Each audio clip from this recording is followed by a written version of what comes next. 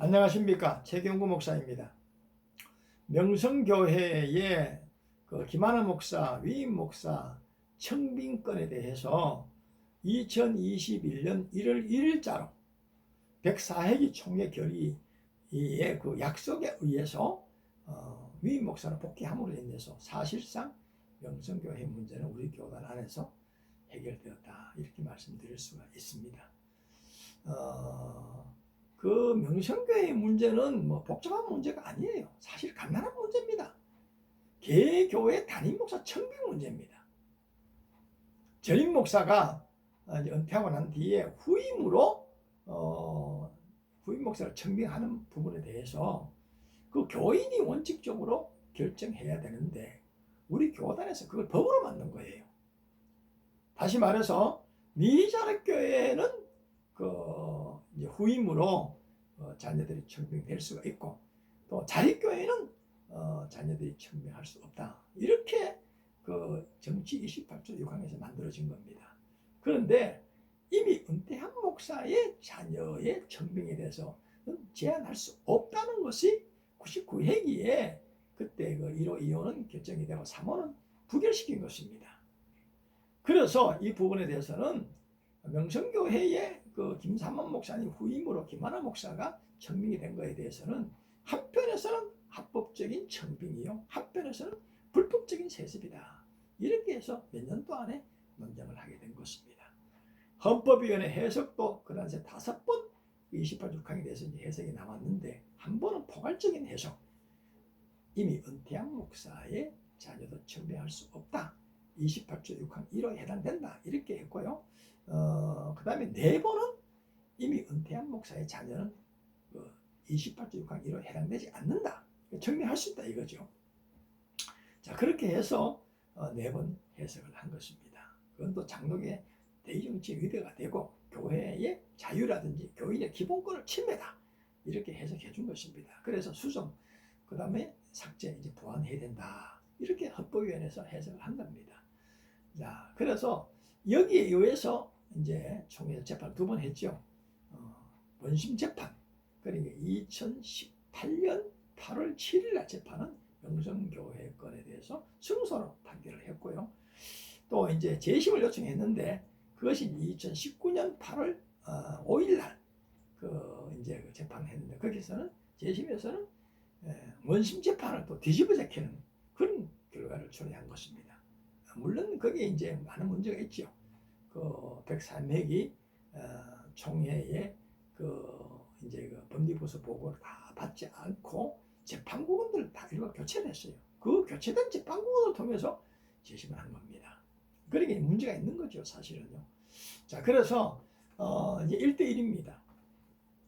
그래서 이 총회에서는 이제 그냥 이 문제를 방치했다가는 계속해서 재재심, 또 이제 재재심에서 누가든지 지게 되면은 패소 측에서는 사회법으로 소송을 진행하게 될 것입니다. 그러니까 그러려면 끝없는 이제 계속해서 논쟁이 벌어지게 되는 것이죠. 그건 과연 우리 교단이나 교회나 한국교회에 뭐가 유익이 있겠는가 해서 104회기 총회에서 당시에 김태영 목사님이 총회장이 됐는데 교단 총회에서 결정한 것입니다. 총대들의 뜻을 물어서. 그때 이제 총대들이 이제 물은 것은 명성교회 소속 정권위원회를 만들어서 이 문제를 해결하자 하는 것에 대해서 88.5%가 찬성했습니다. 그래서 이제 명성교회 소속 정권위원회를 구성하게 되고, 그 다음에 76.4%가 7개 항이 거기서 이제 제안한 것에 대해서 결의를 해줬습니다. 그 중요한 내용은 명성교회는 임시단기장을 파송을 받고, 또 김하나 목사는 2021년 1월 1일에 위임 목사를 복귀하게 되고, 또 서울 동남로에는 김수원 목사를 이제 노회장으로 추대하고, 또 명성교회 장로님들은 1년 동안 노회의 파송을 정지시키고, 그리고 이제 교단 법이나 사회법에 의해서 이제 제소나 여러 가지 고소 고발 같은 이러한 어떤 제소를 할 수 없다고, 즉 이제 법을 잠재우고 한 결이다, 이렇게 해서 그런 이제 결정을 한 것입니다. 거기에 의해서 이제 김수원 목사가 10월달 노회장에 추대되었죠. 그리고 이것은 또 서울 동남로에서도 반발이 있었어요. 왜 우리한테 물어보지 않고 총회에서 이렇게 결정을 하느냐 이렇게 해서 서울 동남노회 안에서도 6개 항으로 합의를 했습니다. 서울 동남노회는 김수원 목사를 노회장으로 추대한다. 또 노회장으로 된 김수원 목사는 명성교회 불이익을 주지 않는다. 자기 임기 동안에. 또 이제 그 김하나 목사는 2021년 1일 들어오기 전까지 설교를 중지한다. 이렇게 자체적으로 합의를 보게 된 것입니다. 거기에 의해서 김수원 목사는 노회장이 되었고, 그다음에 김하나 목사는 2021년 1일 날 위 목사를 복귀하게 된 것입니다. 저는 이것을 이제 분석할 때 사실상 이제 합법적인 청빙이냐 불법적인 세습이냐 하는 그런 부분에 대해서는 우리 교단 자체가 그 헌법을 만들 때에 아주 모호하게 만들었어요. 그래서 이건 끝없는 논쟁입니다. 그래서 104회기 총회에서는 저는 정치적인 결단을 했다. 저는 이렇게 말씀을 드리고 싶습니다. 우리 교단 헌법 87조 6항에 보면은 총회 직무에 교회의 분열과 갈등을 총회에서 관리할 수 있다 하는 그런 그 헌법의 내용이 있습니다.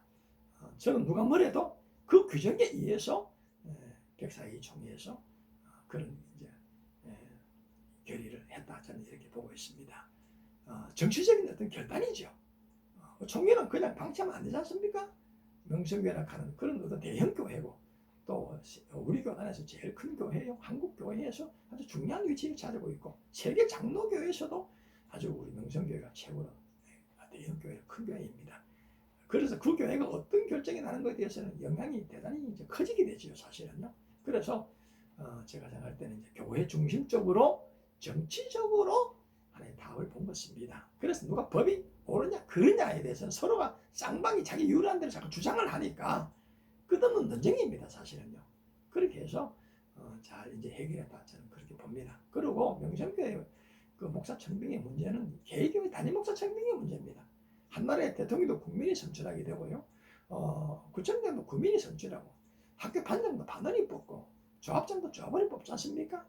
개교회 단임 목사는 장로교회 대의정치 원칙에 의해서 교회의 자유, 교인들의 기본권에 의해 가지고 교인들이 선택하는 것이 당연한 것입니다. 이 부분을 우리가 법으로 만들었다는 자체가 이제 문제지요. 그래서 이제 문제가 된 것입니다, 사실은요. 앞으로 이 법은 반드시 이제 개정해야 되든지 또는 삭제하든지 해야 될 것으로 봅니다.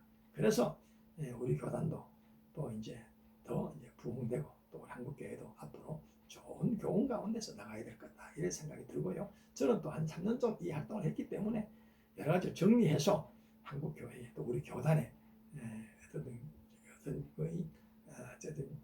안에 어떤 그 교훈을 좀 남겨야 되겠다 하는 그런 차원에서 계속해서 글을 쓰고 있습니다.